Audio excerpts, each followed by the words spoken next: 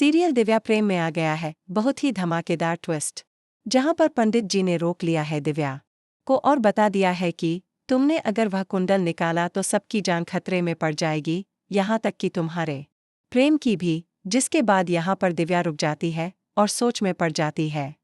उसे समझ आ जाता है कि उसके साथ कुछ तो गड़बड़ हो रही है।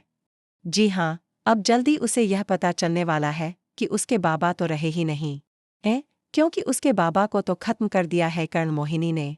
जी हाँ, सीरियल बहुत ही धमाकेदार हो चुका है, जहां आप आने वाले ट्विस्ट में देखने वाले हैं कि असल में यहां पर अब जो कर्ण मोहिनी घर में घुसती है तो इधर उधर हवेली के सारे कमरों को चेक करती है, और जैसे ही वह एक दरवाजे पर तंत्र मंत्र देखती है तो वह समझ जाती है कि कुंडल इसी कमरे में है।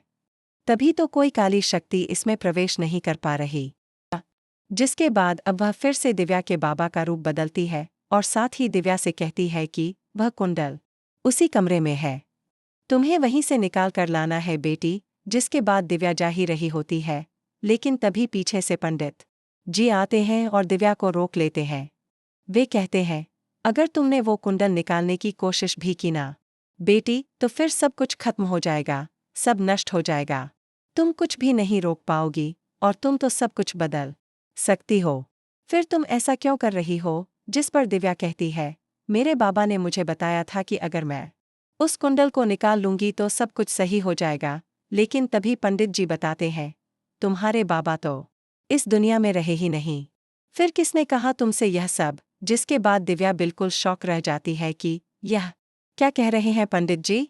अब वह अपने घर पर फोन करके पता करने वाली है, जहां पर उसकी मां बताएगी कि हाँ, वह कई दिनों से घर पर नहीं आए हैं।